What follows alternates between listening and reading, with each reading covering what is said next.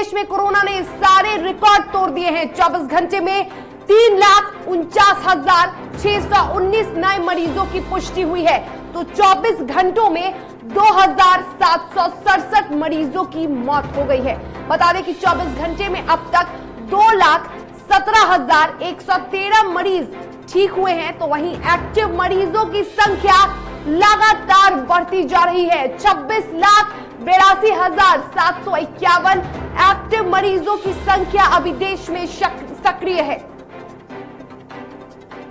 तो लगातार देश में कोरोना के आंकड़ों में इजाफा हो रहा है और आंकड़ा बढ़कर 3,50,000 के करीब हो चुका है। बता दें कि देश में कोरोना ने सारे रिकॉर्ड तोड़ दिए हैं और आंकड़ों में लगातार इजाफा हो रहा है। मौत के आंकड़ों में भी लगातार इजाफा देखा जा रहा है।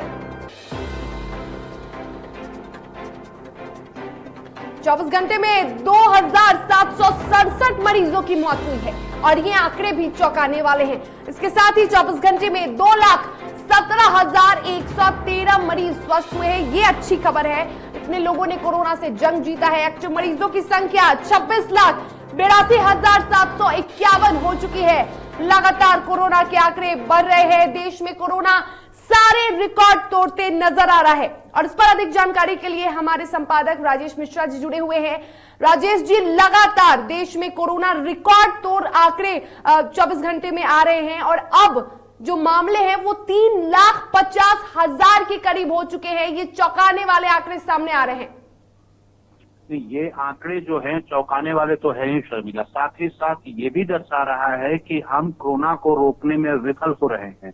हम उनसे कोरोना से जो हमारी लड़ाई होनी चाहिए जिस स्तर पर, वो लड़ाई हमारी नहीं है। हम उस तरह से तैयारी नहीं कर पा रहे हैं। हमारी जो प्लानिंग होनी चाहिए थी वो प्लानिंग हम नहीं कर पा रहे हैं। ये आंकड़े यही इसी ओर इशारा कर रहे हैं। सवाल यहाँ पे ये है कि सरकार को जिस युद्ध स्तर पे काम करना चाहिए था और जिस प्लानिंग के साथ काम करना चाहिए था, वहाँ पे कोताही है। दूसरा कि केंद्र और राज्य के बीच जो तालमेल होना चाहिए वो तालमेल भी देखने को नहीं मिलता है। राज्य डिमांड कुछ कर रहा है, केंद्र कुछ और दे रहा है, तो जो सामंजस्य का जो अभाव देखने को मिल रहा है, इसका फायदा कहीं ना कहीं कोरोना उठा रहा है। दूसरा सवाल जो ये है, आम जनता की जो एक बड़ी जवाबदेही है कि अगर गाइडलाइन है, अगर अपनी जिंदगी बचानी है, अपने परिवार, अपने समाज और देश की अगर जिंदगी बचानी है, तो उसमें जरूरत है कि हम सबको मिलकर इसके खिलाफ एक मुहिम शुरू करने की जरूरत है। अगर हम सब सचेत हो जाए, हम सब अगर मास्क लगाना शुरू करें, सोशल डिस्टेंसिंग का पालन करना शुरू कर दे, सैनिटाइजर का इस्तेमाल करना शुरू कर दे, हाथ धोने का जो सिलसिला है साबुन से वो शुरू, तो कहीं ना कहीं ये जो अभी आंकड़ा जो हम देख रहे हैं वो आंकड़ा गिरेगा।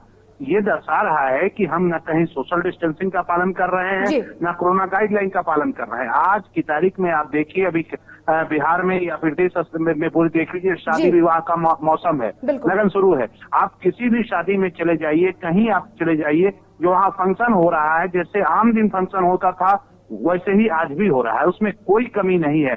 वहाँ भी सैकड़ों लोग बैठ के गप कर रहे हैं, डांस हो रही है, मतलब डीजे बज रहा है, हर तरह के वो सारे काम हो रहे हैं जो कोरोना से पहले हुआ करते थे। वैसे में आप कल्पना कीजिए कि अगर ये आंकड़ा नहीं बढ़ेगा तो फिर क्या होगा। तो इसके लिए तो जवाबदेही एक तरफ सरकार है, तो दूसरी तरफ हम सब भी कम जवाबदेह नहीं है। हम सब भी तो पालन कर सकते थे, इतना तो जरूर कम से कम मास्क तो लगा सकते थे। हमें कहाँ जाना है, नहीं जाना है, कितने भीड़ में रहना है, नहीं, ये तो हमारे बस में है ना। तो हम अपने ऊपर भी नियंत्रण नहीं कर पा रहे हैं, हम इसे पूरी तरह से हल्के में ले रहे हैं और लापरवाही अगर सरकार में है तो उससे 4 गुना लापरवाही हम सब भी बरत रहे हैं। यही वजह है कि 3 लाख से ऊपर, 3,50,000 से ऊपर का आंकड़ा पार कर रहा है और ये आंकड़ा और बढ़ेगा। अगर हम सचेत नहीं होंगे तो ये आंकड़ा और भी बढ़ेगा। बिल्कुल राजेश जी, खबर है। बिल्कुल राजेश जी, और थोड़ी देर पहले ही अभी प्रधानमंत्री नरेंद्र मोदी ने मन की बात को संबोधित किया और कोरोना के आंकड़ों पर उन्होंने बात की। उन्होंने कहा कि दूसरी लहर बेहद खतरनाक है और हम इस लहर पर भी काबू पा लेंगे। और इसी के साथ उन्होंने कई डॉक्टरों से भी बातचीत की और डॉक्टरों से भी ये सारी बातें हुई, ऑक्सीजन की कमी पर चर्चा की गई। तो प्रधानमंत्री नरेंद्र मोदी ने कहा कि ऑक्सीजन की कमी को भी पूरा करने की कोशिश पूरी तरह से की जा रही है। दूसरा लहर बेहद खतरनाक है लेकिन हम इस लहर पर भी काबू पा लेंगे। नहीं, प्रधानमंत्री नरेंद्र मोदी जी ने जो कहा है कि हम काबू पा लेंगे, वो निश्चित रूप से काबू पा लेंगे, लेकिन उससे पहले जो बेकाबू हुआ कोरोना है उसको कैसे कंट्रोल करेंगे। प्रश्न ये है कि केंद्र सरकार पूरी तरह से आज की तारीख में पॉलिसी पैरालिसिस का शिकार है, यानी इनके पास कोई पॉलिसी नहीं है। आप कल्पना कीजिए, ये अचानक तो दूसरी लहर नहीं आई ना, पूरे देश दुनिया को पता था कि दूसरी लहर आनी है, अभी तीसरी लहर भी आनी है। इस बात को भी आप जानिए कि जो विशेषज्ञ हैं वो कह रहे हैं कि तीसरी लहर भी आएगी, लेकिन जो दूसरी लहर आई इससे पहले सबको पता था, ब्राजील, अमेरिका, इंग्लैंड, लोगों ने कंट्रोल किया, इजराइल जैसे देशों ने कंट्रोल किया, तो क्या हम सब वो नहीं कर सकते थे क्या? तो हम लोगों ने कोई तैयारी नहीं की। पहली लहर जो नुकसान पहुंचाना था वो नुकसान पहुंचा गया, लेकिन उससे जो हम लोगों को सबक लेनी चाहिए थी, सरकार को जो सबक लेनी चाहिए थी, वो सबक किसने नहीं दी? सरकार ने। नतीजा आज ये है, पहली लहर में ही विशेषज्ञों ने कहा कि हालात और खराब होंगे दूसरी लहर में, तो ऑक्सीजन की मुझे तैयारी करनी चाहिए थी, हमने नहीं किया। हमें क्वारंटाइन सेंटर की तैयारी करनी चाहिए थी, हमने नहीं किया। हमें बेड की व्यवस्था करनी चाहिए थी, नहीं की। डॉक्टर की, तो हमने तो पूरी तरह से लापरवाही की। हम क्या रहे, सरकार क्या रही, सिस्टम क्या रहा? ये पूरी की पूरी इनकी मंत्रिमंडल जो है ये खुद भी बंगाल में रहे और पूरा मंत्रिमंडल इनका जो बंगाल में है, बंगाल चुनाव और तमिलनाडु और तमाम 5 स्टेट में चुनाव, वहां ये व्यस्त रहे। तो आप जरा सोचिए कि जब प्रधानमंत्री और प्रधानमंत्री का पूरा मंत्रिमंडल अगर चुनाव में व्यस्त हो और पूरे देश को भगवान भरोसे छोड़ दिया जाए, उनके हाल में छोड़ दिया जाए, राजेश जी, एक और सवाल है, ऑक्सीजन की बात हो रही है तो जनवरी में ही तमाम जितने भी राज्य हैं उन्हें ये पत्र जारी कर दिया गया था ऑक्सीजन को लेकर कि तमाम जो राज्य की सरकार है वो ऑक्सीजन की जो कमी है उस पर काम करना शुरू कर दे और उसको लेकर काम करे, लेकिन उसके बावजूद भी, पत्र जारी होने के बावजूद भी राज्य के सरकारों ने इस पर कोई काम नहीं किया।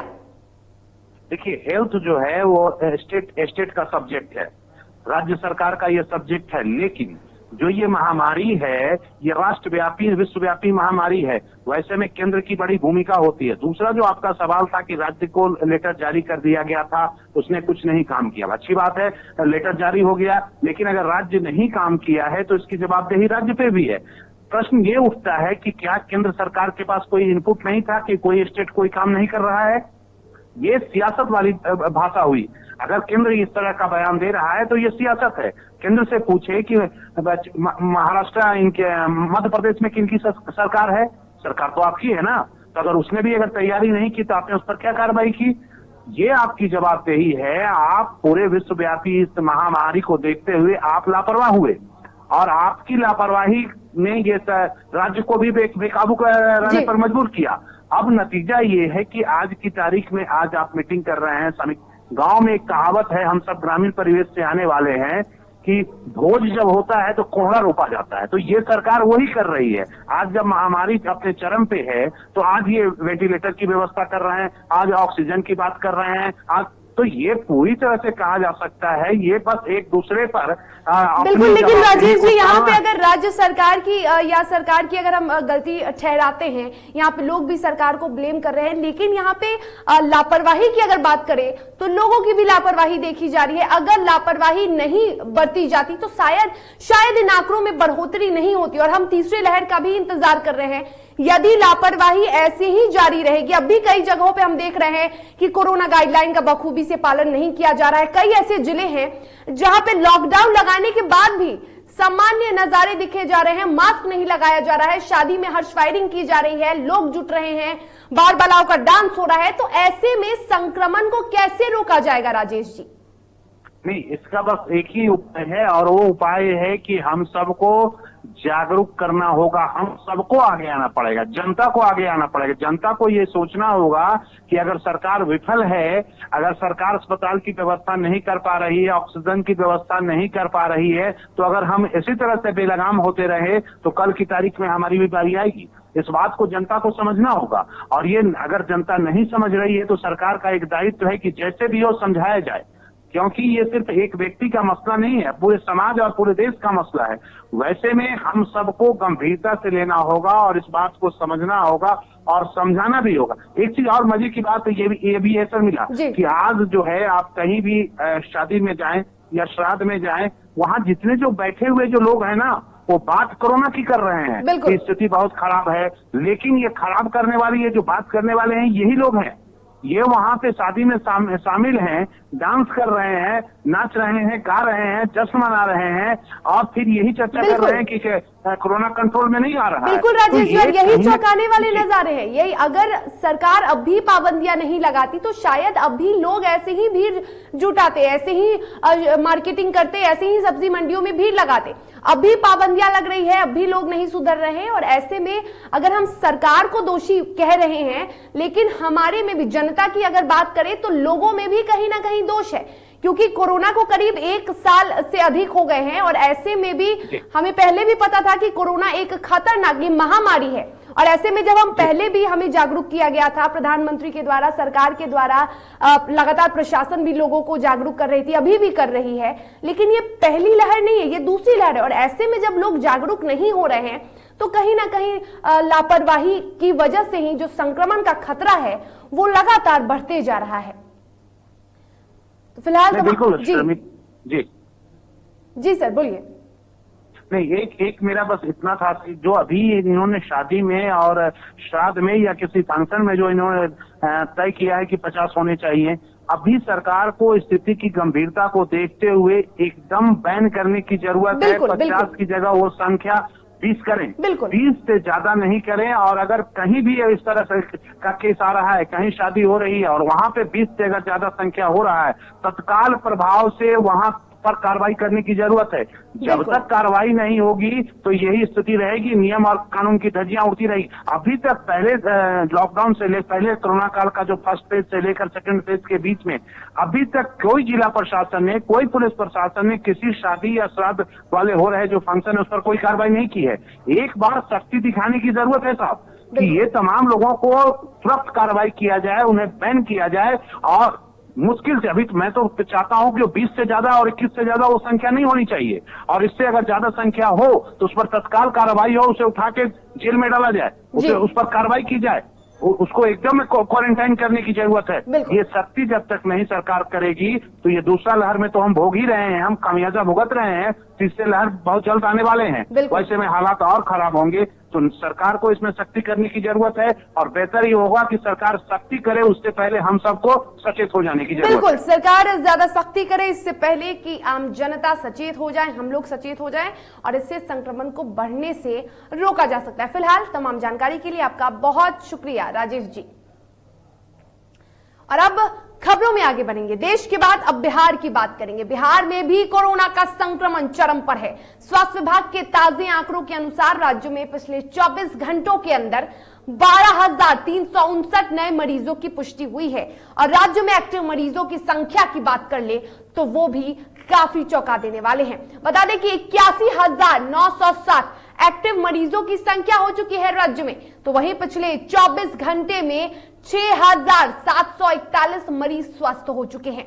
बिहार की रिकवरी रेट की बात करें तो लगातार रिकवरी रेट में गिरावट दर्ज किया जा रहा है। और अब जो 24 घंटे के अंदर जो रिकवरी रेट आया है राज्य का, वो है 78.49%, जो कि बेहद कम है। बता दें कि एक समय था जब बिहार का रिकवरी रेट 99% हुआ करता था, और अब यह रिकवरी रेट घट के 78.49% हो चुका है। बिहार में पटना की हालत सबसे ज्यादा खराब है, क्योंकि वहां पे जो मरीजों के आंकड़े हैं वो बढ़ते जा रहे हैं। कोरोना का हॉटस्पॉट बना हुआ है राजधानी पटना। 24 घंटे के अंदर पटना से 2,479 नए कोरोना पॉजिटिव मरीजों की पुष्टि हुई है।